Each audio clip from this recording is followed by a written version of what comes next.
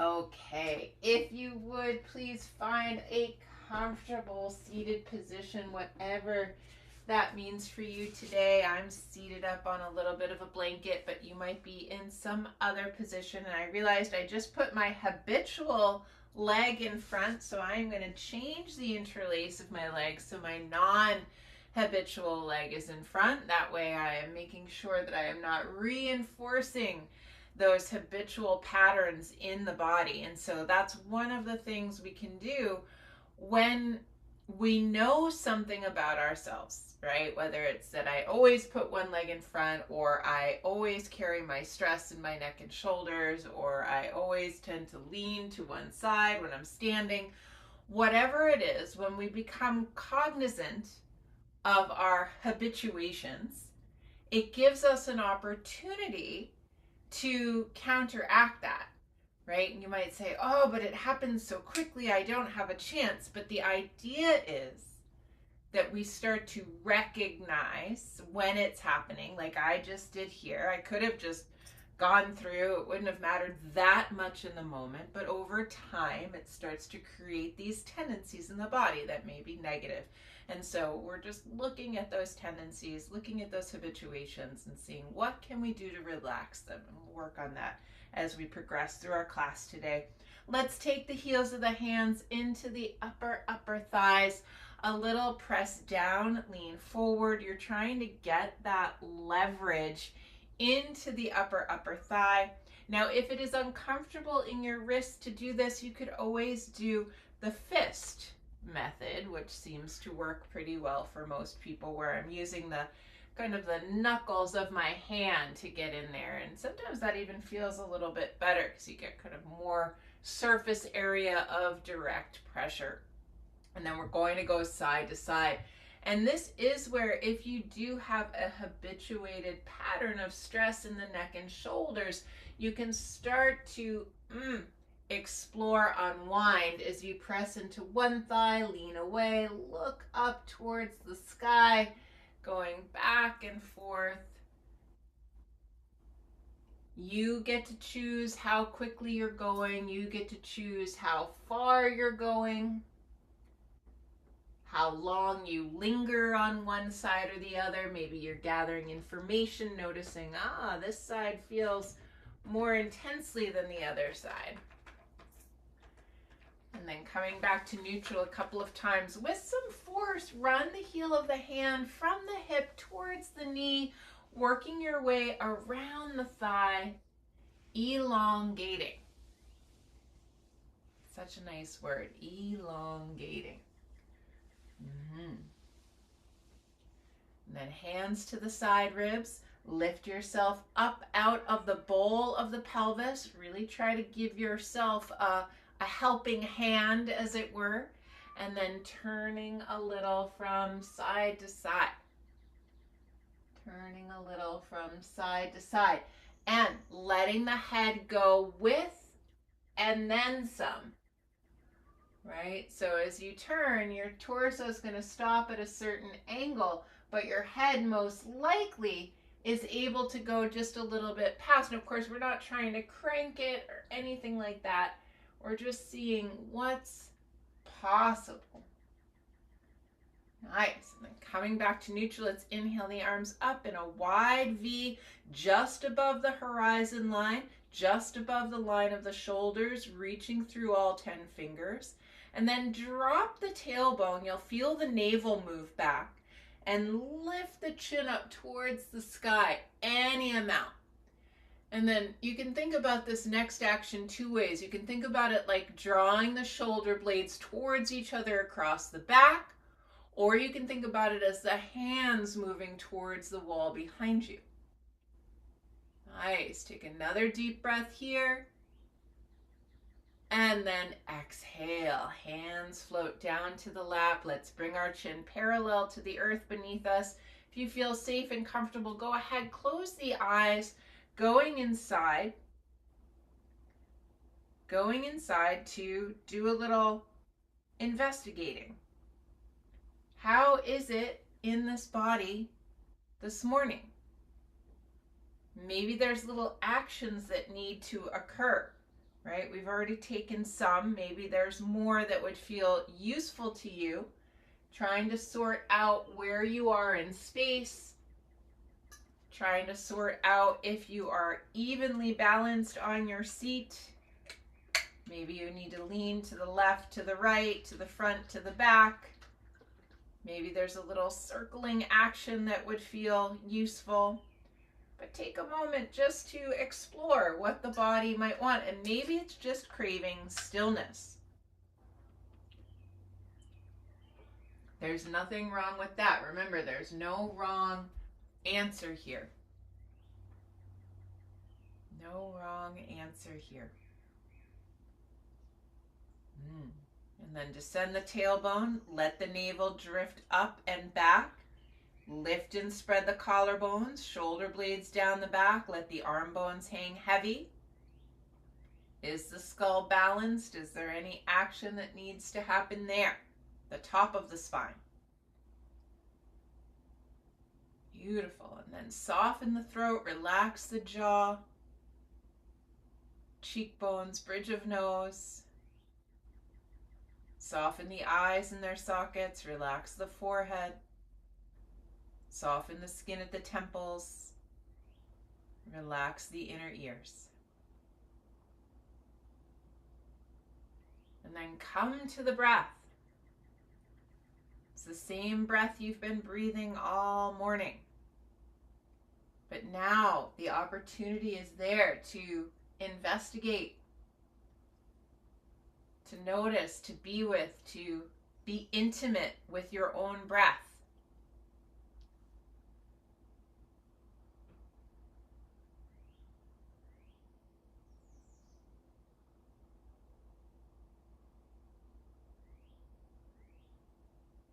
And then let's bring the hands together in front of the heart, palm against palm, fingers lengthening up towards the sky. Draw the heart towards the base of the thumbs. Broaden the collarbones again. Let's turn this breath into sound, inviting you to chant the sound of Om with me 3 times and then the invocation. Go ahead, exhale fully, let go of all the breath you currently have. Then inhale fully to begin.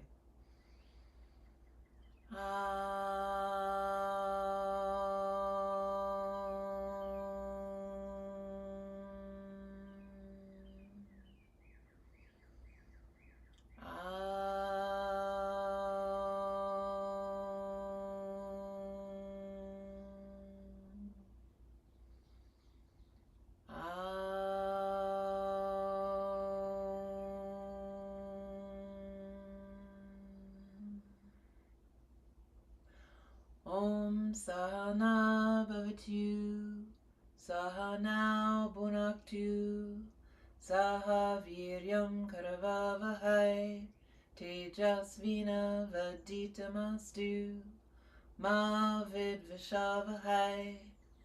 Om Shanti, Shanti, Shanti. Take a deep breath.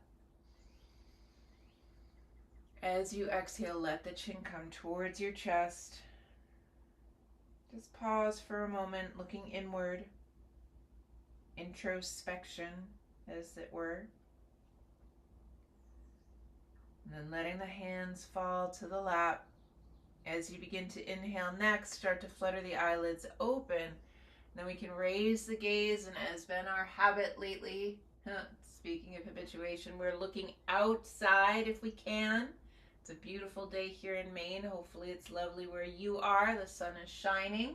But if you can't look outside or you don't have a window nearby, maybe you're finding something beautiful in your space. Maybe it's a piece of art or a photograph or an objet d'art or something like that that you can find that's not just the computer screen. And then coming back together, let's help the legs up. Let's extend the legs forward, ironing the legs out from root to shoot. It has become sandal season, at least mostly here in New England. It might always be sandal season in Florida. I'm not entirely sure. But let's address the feet a little bit. First by running the hands from the hip towards the ankle. If a little forward bend starts to come, it feels useful, go for it.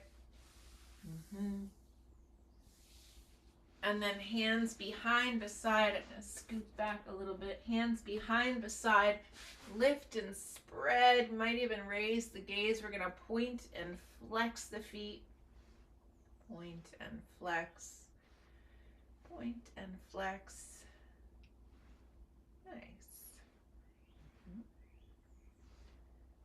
Then come to the center of the heel, evert, invert. So inner edges forward, outer edges forward, back and forth, trying to keep the feet parallel. They want to fall out, fall in. Don't let it happen. Notice if you're trying to control the feet with your jaw.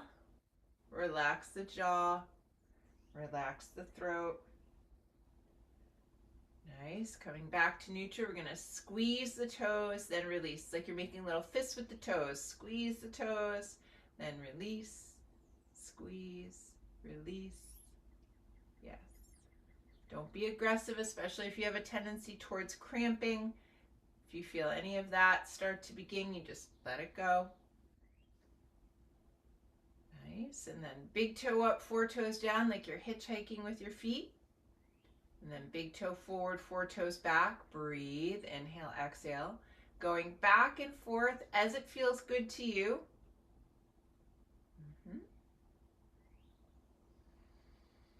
And then let's alternate. We haven't done that in a while. So you do big toe up on one foot, big toe forward on the other, and then switch, and then switch, and then switch. Yes, exactly. Relax the throat. Good job. Okay, scooping up underneath the knees, bringing the feet to the floor. Still the hands behind beside. Let's take the knees from side to side. If it feels good, you want to linger, feel free, but I'm really trying to push that top hip forward a bit. Right? It becomes very dramatic if you want to throw a glance over the opposite shoulder. Gives you a little bit more of an opportunity to get into the neck, the shoulders. Gorgeous. One more time, either side. And then we're rolling all the way to one side, using the hands to help ourselves up, help ourselves out. Let's get our blanket and block set up for chest opener. Right? When my shoulders and neck are feeling tight, this is kind of my beginning, right? It's where I start. The go-to. Rolled blanket horizontal across the mat. I've got a flat block for the head. And then I'm getting the bottom tip of the shoulder blades right on that blanket. You know, if at first you don't succeed, try again, but get where you need to be. If there are any sorting out actions that need to happen, you feel free, you do it. Right, whatever needs to go on. And then arms are out in a T shape, backs of the hands are on the floor. Knees could be bent here, feet on the earth, or legs extended. I find in the very beginning it's nice to kind of keep the knees bent so that the main event is about the upper back and the neck. And then go ahead, let the head rock side to side on that block. Rocking on the block, as it were. Relaxing the base of the skull, the sides of the neck, the top of the shoulders.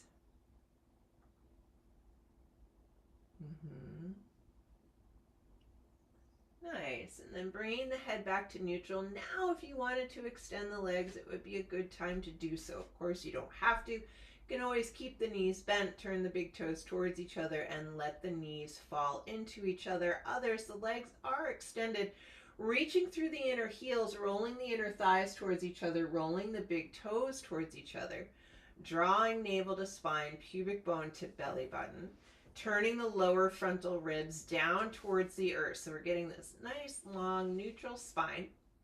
And then lifting the arms towards the sky. Let's take opposite hand to opposite elbow like I Dream of Jeannie. And then if you can, take the arms clear over the crown of the head. If you've got the block in the right place, you can rest your arms on the block. However, if you get there and it doesn't feel comfortable, useful, or it's straining you in some way, then you just bring the arms back to the forehead.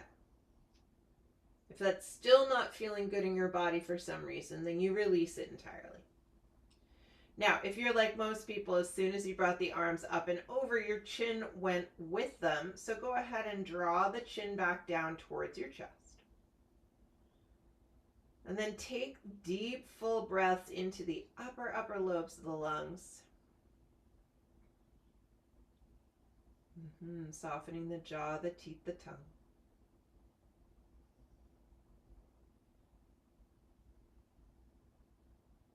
Really trying to find the full expression of the breath as you relax across the tops of the shoulders, back of the neck.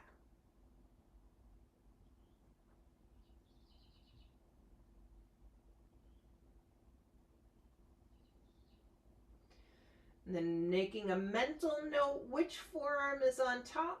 We're going to inhale, reach the arms towards the wall behind you, palms of the hands face each other, stretch through all 10 fingernails. And then as you exhale, switch the interlace of the arms. Now we've got the opposite forearm on top. This might require different support in either direction, more or less. Notice if the lower frontal ribs popped up. Notice if you lost that connection between pubic bone and belly button. Let the chin move towards your heart. And then breathe. And let the breath be the main event here. Right? Don't let your mind take you off in some story or other. Now is not the time to contemplate your to-do list. Now is not the time to wonder about whatever you saw on television. Right? Instead, we are noticing how, where, what we are right this moment.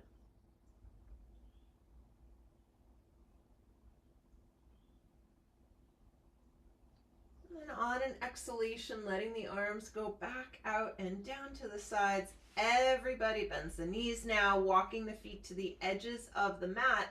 And then we let the knees and the head go in opposition. So the knees go left, the head goes right, and vice versa. Becomes a sort of unwinding. You get to choose where you end up. You get to choose what you do, how long you stay.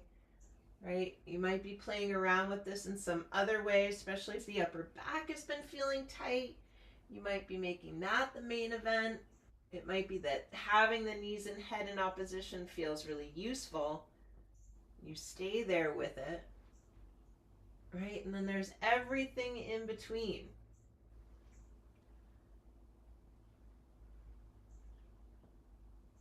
And then rolling all the way to one side, use the hands, help yourself up, help yourself out. Let's stretch out the legs in Supta Bhadangasthasana briefly. So I'm taking that rolled blanket, unrolling it, putting underneath my head. I've got a strap and a block nearby. Coming back to lay down, head and neck supported on that blanket. Gorgeous. Flat block right outside the right hip. Ready to go. And then we're going to draw the right knee towards us. Strap goes over the ball of the foot, and then we lengthen the leg up towards the sky. I'm holding onto the strap one side in each hand, bending my elbows out to the sides of the room. So we just developed some space in the chest. We want to maintain that now. So my elbows need to bend. I need to take as much slack as I need on the strap so that my leg can be fully extended. The back of the hip is heavy, right? So I'm yawning open the back of the knee. Draw the chin towards the chest. Press the outer shoulder blades down and then extend that left leg onto the floor. Move it to the left 2 inches and then press it strongly into the ground. So when you press the back of the left leg into the earth, it's going to lengthen the back of the neck a little bit more.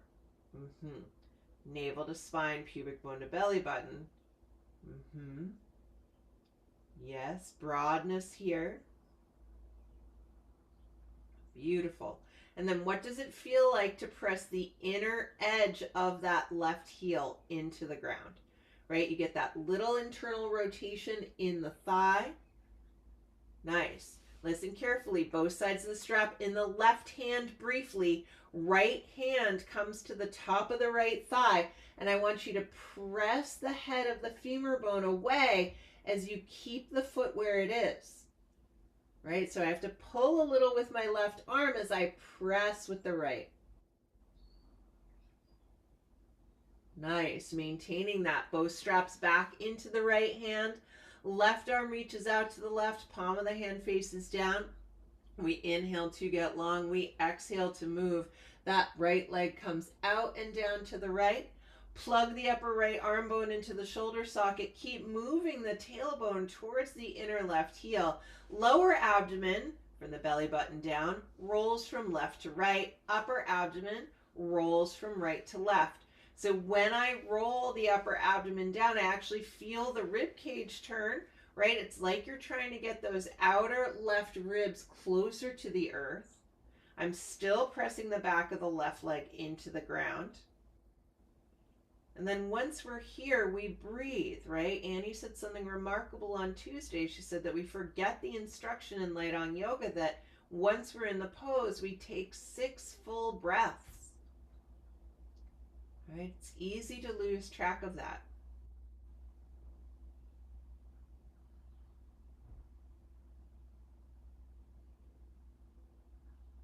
Deep inhale here. Then as you exhale, leg comes back up to neutral. Let's go for it. Both straps into the left hand once again. I take my right thumb into my hip crease and I push the outer hip away. The leg turns out. And then maintaining the connection of the back of the hip against the earth, I take this leg to the left any amount. It's a very small action. It doesn't really go very far. Breathing here. Nice. Then inhale, take the leg back to neutral. Spread the straps out between both hands.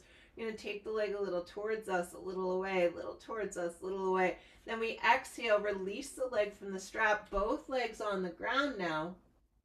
Hands are on the lower frontal ribs. Take a couple of soft, quiet breaths here, just seeing. Right? Action, reflection, so integral to our practice.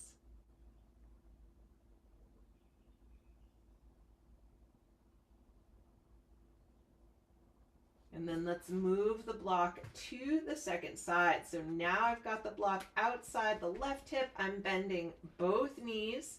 Right foot comes to the floor for now. Left knee comes towards the chest. Strap on the ball of the foot and we lengthen. Right? In the first few moments, we're just getting ourselves sorted out. So maybe we need to wiggle or jiggle a little to get the shoulder blades in the right place. Or maybe the pelvis got a little lifted in a different direction. We have to figure that out. And then elbows bend out to the sides of the room. Shoulder blades are down the back. Back of the left hip is very heavy. Right? Trying to yawn open the back of the leg.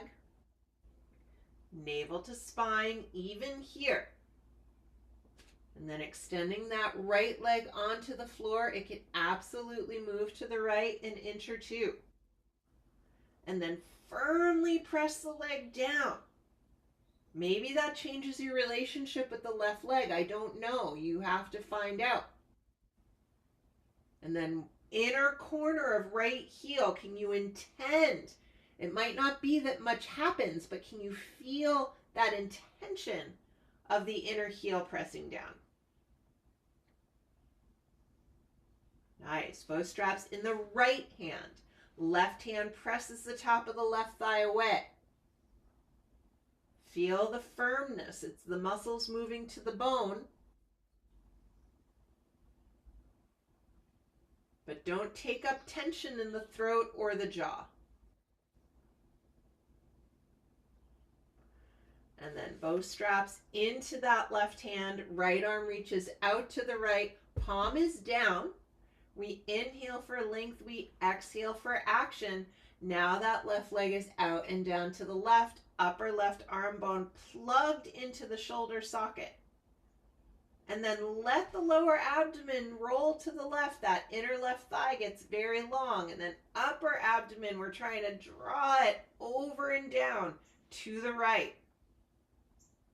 Head is neutral, jaw is soft, and then take your 6 full breaths here.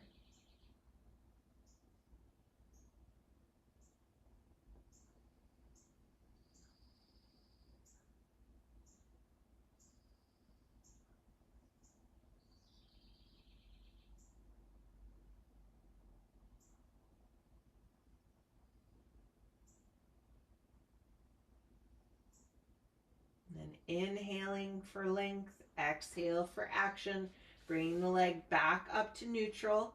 Now both straps back in that right hand, left thumb into that left hip crease. Push the outer hip away, and then from there start to direct that left leg to the right, any small amount. It's not a big action to feel sensation, especially if the leg is lengthened.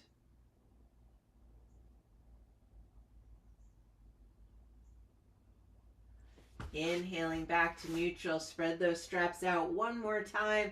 Take the leg a little towards you, a little away, a little towards you, a little away. Then exhale. Release both legs on the ground. Hands on the lower frontal ribs. Just take a moment, take a pause. Why not? We're always in such a hurry to get from one thing to another. Can we let our yoga practice remind us of our capacity to slow down? I even noticed that in other teachers' classes, like, you know, we only have a set amount of time, so you're trying to get through everything. It can feel very fast. What happens if we get a chance just to arrive wherever we are? Yeah. All right, from here, you're going to slip the blanket out from underneath your head because we're going to elevate the hips on that flat block. So bending both knees, bringing the feet to the floor, slip that blanket out from underneath your head, press the feet down, lift the hips, and then insert your flat block underneath your pelvis. It should be horizontally across the back of the pelvis, which means the long edges of the block are parallel to the short edges of the mat if you're laying down the length of your mat. Gorgeous. And then pressing the elbows into the earth, lift the shoulder blades, bring them towards each other, and then down your back towards your hips, as if you're trying to slide them into your back pockets, as if they made yoga pants with back pockets. How funny is that? All right. You're welcome to keep the elbows bent, or you're welcome to hold on to the sides of the yoga mat and pull the yoga mat in the direction of the feet, or you can just rest your arms on the ground, palms of the hands down, strongly pressing the outer upper arm bones towards the floor. Now, find the connection between pubic bone and belly button. Your feet are still on the earth, so we're just finding that cinching up action. Buttoning, right? Remember, zip the jeans, button them shut. That's what we're doing here. Now, we're going to go through several different variations. You are welcome to keep or get rid of any variation of this abdominal work that we're going to do. So first one is to pick up and replace the feet on the ground. Very simple, right?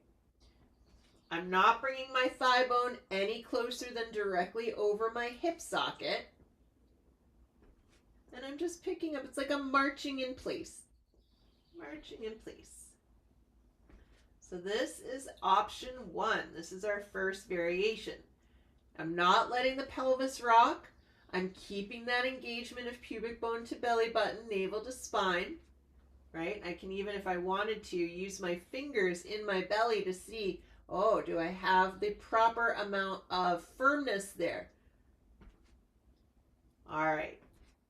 If you're like, that's fine and dandy, I'd like something more interesting, let's say, then you're going to start with your knees directly over your pelvis, and then we'll dip the toes down like we were dipping them into water, right? It's almost swimming time up here, although the water in the ocean is still very cold. But I did walk through the river a couple of times last week when I was on retreat. So again, very important, don't let the pelvis rock. And you're not necessarily letting the foot land on the floor, just getting that little dip of the toe towards the earth and then back. Navel to spine, pubic bone to belly button. Breathe, breathe, breathe. Then if you're like, wow, I wish this was harder, well, you could do both legs together.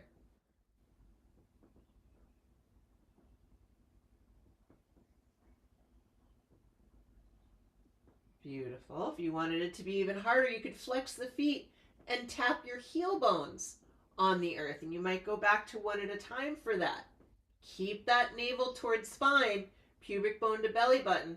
Don't let the quadriceps and the hip flexors take too much of the work, right? You have to be ever vigilant using the abdominal muscles to be part of this scenario. Otherwise, your quadriceps, your hip flexors are going to start to get very tired.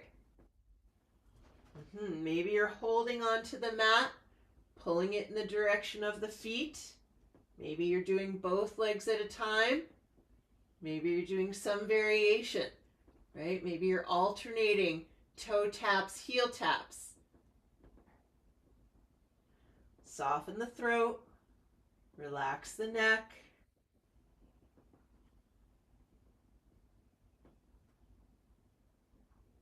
Nice full inhalation, complete exhalation. And then on your next exhale, let both knees come towards your chest, right? This is our resting position.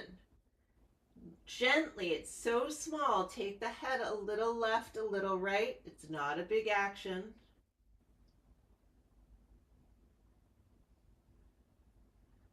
And then bringing the head back to neutral. Now let's extend our legs up towards the sky. Now, if having the legs extended feels like too much, you want to keep the knees soft, or you want to go back to the fully bent knee variation, you are welcome to do that.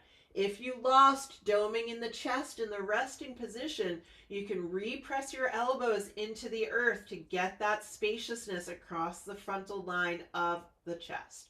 And then we're reaching the heel bones up towards the sky. Legs are firm, feet are flexed. Going one leg at a time, so that left leg's going to stay where it is. You inhale to lengthen the right leg.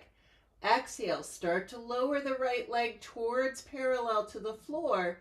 Pause for the inhale, and then exhale to lift that leg back up towards the sky. Again, navel to spine. I know I'm a broken record. Inhale that left leg long. Exhale, lower it to parallel to the floor. Inhale to lengthen. Exhale to lift. So you're only moving on the exhale, trying to keep whatever leg is staying up towards the sky. Try to keep it nice and straight if you can. Of course, if it's feeling like too much, you can always take that little bend in the knee, or if you want to go back to the fully bent knee variation, it's always there. And of course, with the straight leg variation, just like with the bent knee, there's always moving two legs together at the same time. But I want you to only move on the exhalation, right? So you're pausing for the inhale when the legs are parallel to the floor. Only moving on that exhalation. Yes.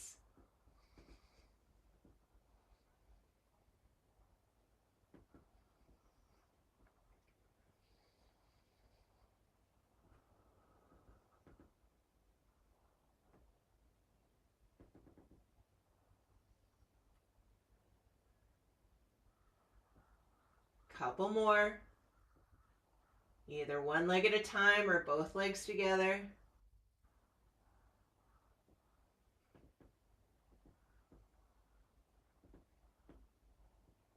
Nice. And then bending the knees, bringing the feet to the earth. Press the feet down, lift the hips, lift them high, high, high, high, high. Remove the block. Keep lifting the hips from the middle buttock. Lift, lift, lift. And then exhale, roll down one vertebra at a time. Once the pelvis is on the earth, draw the knees into the chest. A little rocking from side to side, releasing any tension. And then hands on the bent knees, steer the knees around in a circle, a few times in one direction, a few times in the other.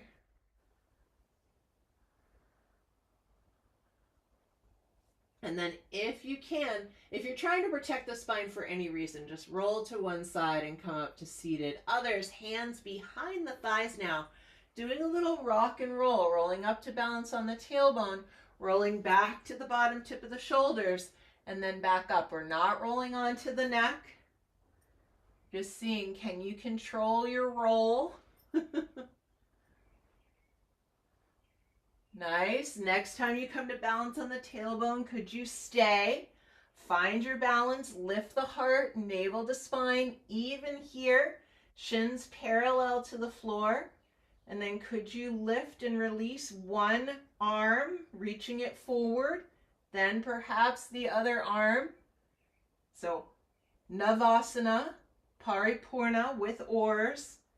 Right? Maybe the knees are bent, or maybe you see, could you straighten the legs? Any amount. And exhale. Bring the feet down to the floor. Bring the soles of the feet together. A little forward bend in Baddha Konasana. Maybe it's tiny. Just giving those hip flexors a moment. Right? Because even as hard as we were trying to keep the focus on the abdominal wall, the hip flexors, they still have work to do. Beautiful. Coming up, coming over, table pose. If you need padding for the knees, feel free to take it. Right? Heels of the hands underneath the shoulders. Spread the palms of the hands wide. Knees under hips, little cat and cow. Why not? It'll feel nice to stretch the abdominal wall. So lifting the tailbone, dropping the belly, lift the chest, lift the gaze. Exhale, navel to spine, tailbone and head go down.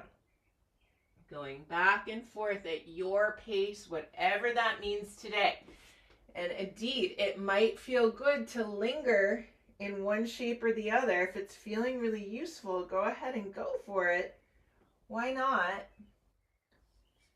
It can be nice to have that freedom. Nice. And then coming to neutral. Plant the hands well. We're headed straight to Adho Mukha Svanasana. Take your pinky fingers to the edges of the mat. If you need an alternative, please take it. Tucking the toes under, lifting the hips up and back. Draw the heel bones down, down, down. Press the floor away. Roll the inner elbows towards the front of the mat. Keep pressing through the full circumference of the palm of the hand. Maybe you lift the gaze to look between the hands. Draw the inner heels down, down, down. You might have walked your feet to the outer edges of the mat, especially if getting the heels down feels more challenging. It can be nice to have that alternative.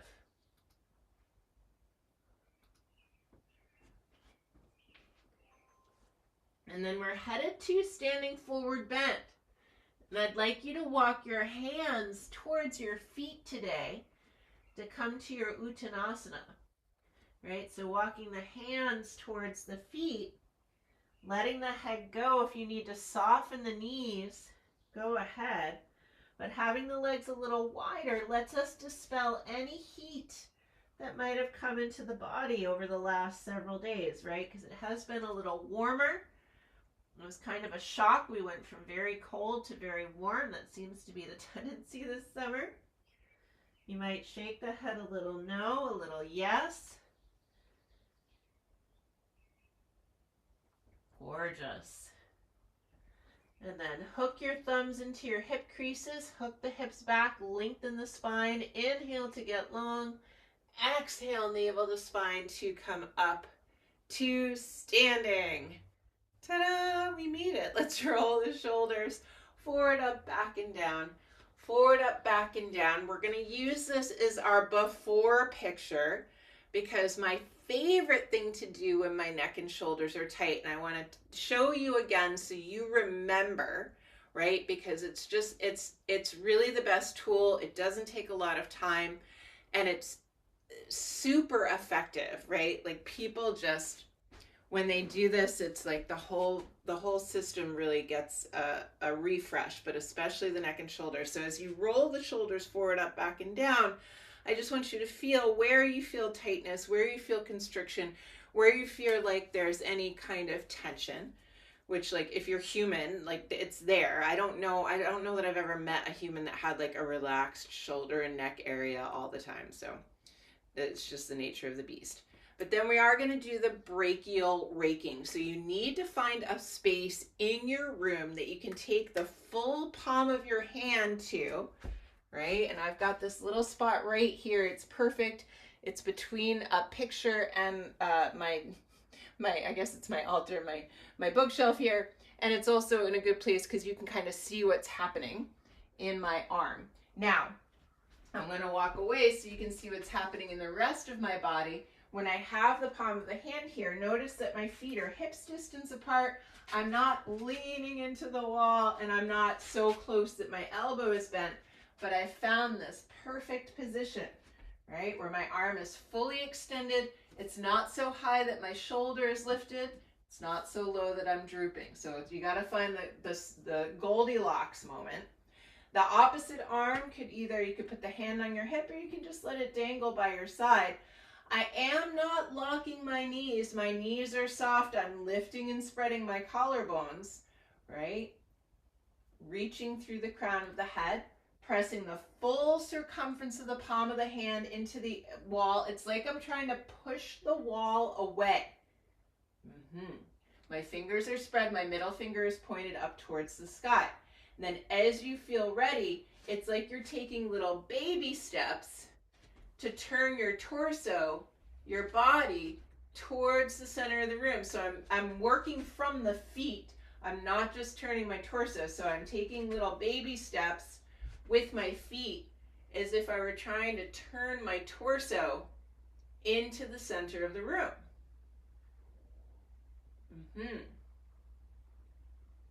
And then I come back. Now I'm going to turn my hand a quarter turn backwards, right? So my finger was up and then just a quarter turn backwards. So now my middle finger is parallel with the earth. I'm still pressing the full circumference of the palm of my hand. Watch out for those lower frontal ribs, especially when we start to turn the arm. They want to jut forward. Don't let it happen. Keep the face, the bottom face of your diaphragm parallel to the top face of your pelvis, right? Rolling the shoulder down and back, pressing the full circumference of the hand. And then maybe we could take a little turn, maybe not, right? We're just seeing what's possible.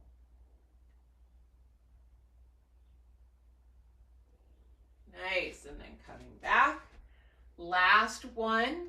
Now we turn the middle finger down, and this one's important because if you have a carrying angle like I do, right? So my forearm slants down even as my upper arm is parallel to the floor. So if I left my hand where it was, it's going to lift my shoulder up. So I actually have to move my hand down so that my upper arm stays in line with my shoulder. It's not drawing the shoulder up then. And then I'm still trying to press the full circumference of the palm of my hand into the wall. Watching out for those lower frontal ribs, softening the knees. Don't lock the knees. Tailbone is heavy. And then I could do my little turn towards the center of the room. Just see what's happening. Might be a very, very short trip. Right? Can't really go very far for some people. Take another breath, navel back, tailbone heavy. And then turn back to the wall, peel the hand off the wall, and take a moment just to notice. Now, if you can see yourself in your camera or see yourself in a mirror in your room, you might notice a big difference. And you can see it on me. I'm standing in front of the white, so you can really see, especially with my black shirt on, how much lower this one shoulder is than the other, right? It's remarkable. And then roll the shoulders forward, up, back, and down, and feel how different they feel. Oh, it's like a whole new shoulder girdle. All right, let's do the second side. So again, I'm pressing my hand into the wall. I don't have it so high or so low. It's in that sweet spot. My feet are hips distance apart. I've got my knees soft. Beautiful. Press the wall away. Really stretch the fingers. That's the important part, right? We're really trying to find that broadness, that extension. And then we're turning towards the center of the room. Any amount. Any amount. It might feel like it's further than it was last time. That's okay. It might feel like it's less than last time. That's also okay. It's all okay. Pressing the wall away. Oh, it's a big stretch. Then coming back to neutral. Turning that hand a quarter turn to the back. So now your middle finger is parallel to the earth beneath you. Feet hips distance apart. Soften the knees. Shoulder blades down. Watch out for those lower frontal ribs. They want to go forward. You got to bring them back, but at the same time, lifting up. I know it's a conundrum. Keep pressing firmly and then see, could you take your little journey? Might be yes, might be no, might be maybe. And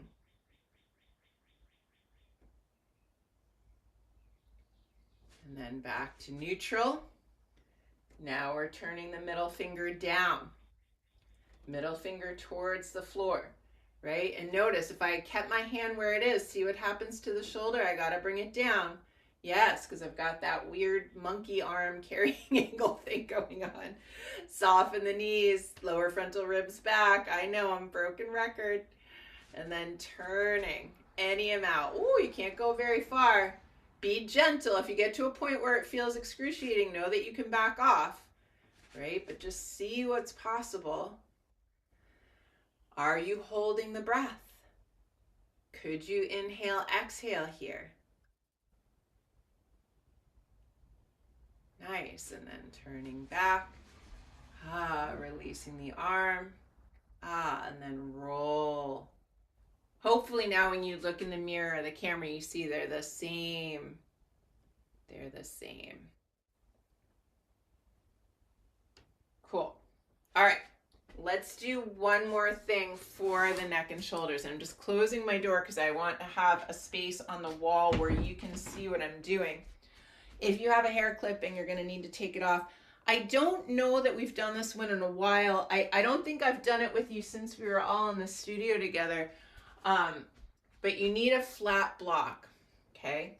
And you're going to take the flat block behind your head and then press the back of your head into the block. And you should have, and we should do this before we do that, but in the back of your neck, when your neck is neutral, right at the base of the skull, above your spine, there should be this little notch where you can fit exactly the tips of 2 fingers in when your head is neutral. So when you tip your chin towards your chest, it goes away. When you lift your head up towards the sky, it goes away. But when your head is exactly neutral, there's this little divot in the back of your, it's really at the top of your spine below your neck, and it's just made when the 2 tendons on either side of your spine engage. But that's when your head is at neutral. So when we're wedging the block against the wall with the back of our head, we want to make sure, there it is. We want to make sure our head is neutral, right? And then you're going to let the arms come down by your sides and even let the backs of your hands come to the wall. And I like to step my feet forward slightly. It's as if I'm gently trying to squeeze my shoulder blades together. And I promise there's a point to this. If you're like currently like, what is happening? Has Veronica completely lost her mind? I assure you, I have, but it's not affecting this class. Lower frontal ribs down and back, navel back, knees soft. We're just hanging out, pressing the back of the skull into the block. I'm not being aggressive. It feels like too much. I can step the feet back. You are in charge of your own experience here. Soften the jaw, the teeth, the tongue. Keep going, another 30 seconds.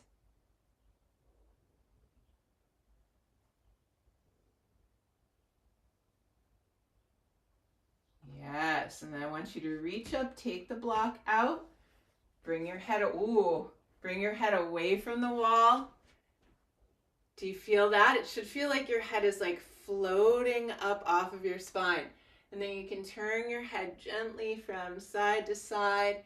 You might even dip your chin and lift your chin, tilt your head. We've just created all this space. So those are two different methods that you can use when your neck and shoulders are feeling tight. So the brachial raking and then the block trick against the wall. So let's come on down. I know we didn't do any standing poses. It's whatever. It's fine. Technically we did do standing poses, but they weren't real yoga poses, Veronica. Yeah, I know. It's okay. We're going to come down. I want us to do one little bit of twisting work before Shavasana, just so we can clear all the stagnation out of our spine. So I'm putting a flat block on my mat, and then I'm coming to sit up onto that flat block. So it's horizontal underneath my hips so I can fit both my sits bones. If I felt like I needed more space, I could absolutely take a second block next to that to make a broader surface. And then I've got my knees bent, feet flat on the floor.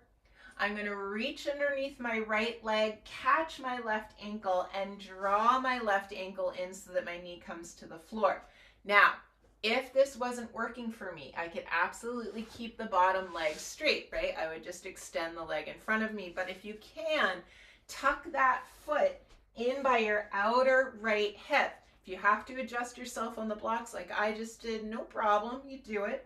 I want your left knee to be pointed directly forward. I know it's kind of hard to see because I've got black clothes on and a purple mat. Don't worry, I just bought a new mat. I don't know why I didn't use it today. I probably have it.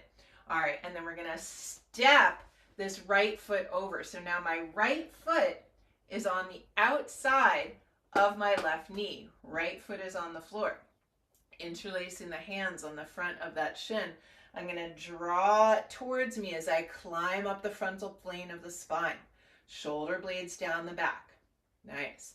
And then I'm going to swim the right hand behind me. Now, if I needed to, I could take my second block behind me so that I've got leverage to press down and lift. And then we've got options to hold on to this right arm, but let's take a moment to inhale the left arm up towards the sky. Then as we exhale, we turn to the right, and I've either got my hand or my elbow wrapping around that right knee, or some of you could dive the left elbow onto the outer right thigh.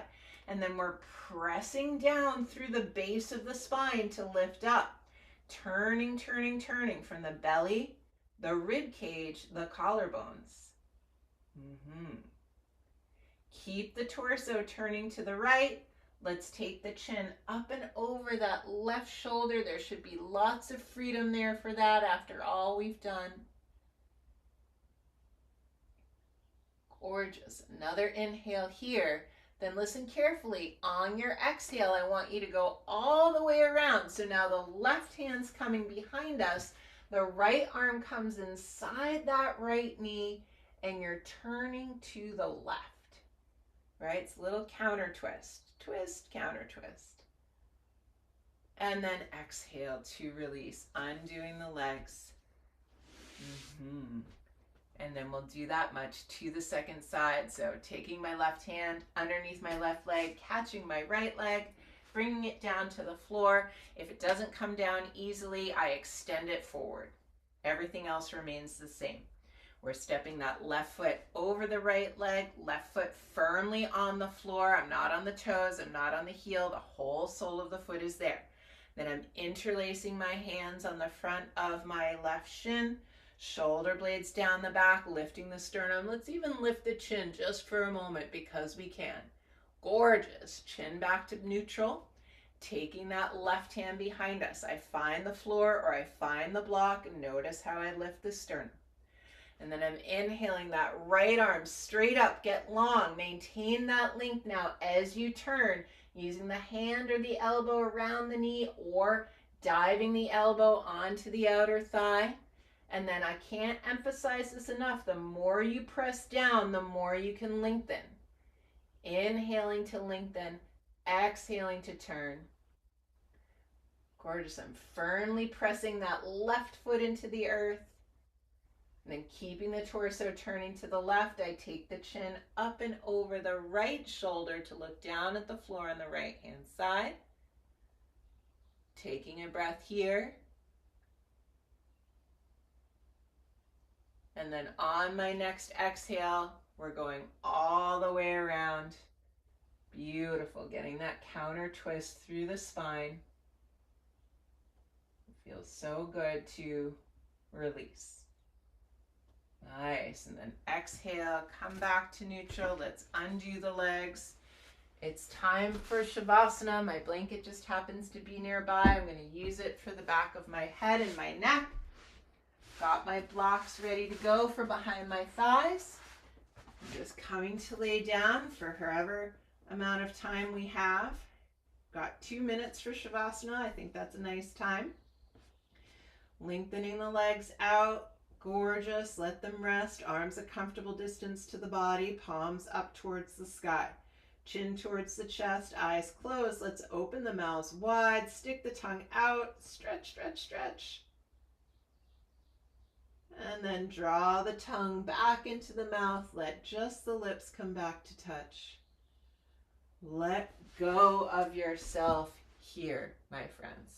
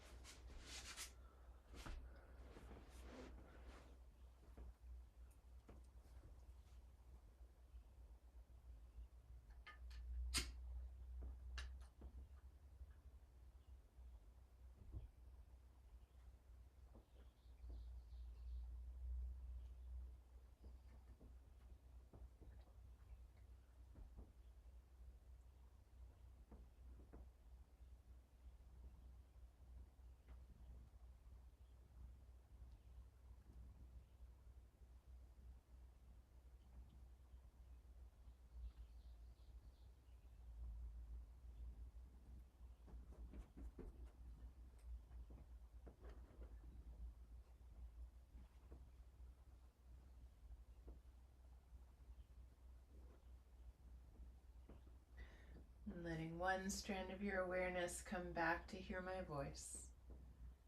If you need more Shavasana, and I wouldn't blame you if you did, then just stay where you are. Just ignore me.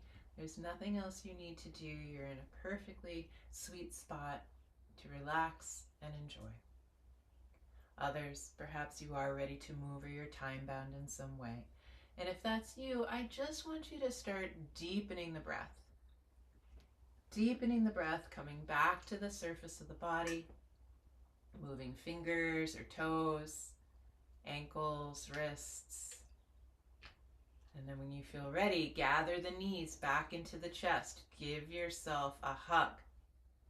Give yourself a hug as if you were hugging your very best friend. Nice. And then slowly roll to the right side. Pause there for a moment on the right side, feeling the earth beneath you. And then use the hands to help you. You're going to push the floor away. The head is the last thing to arrive. The eyes remain closed if you can.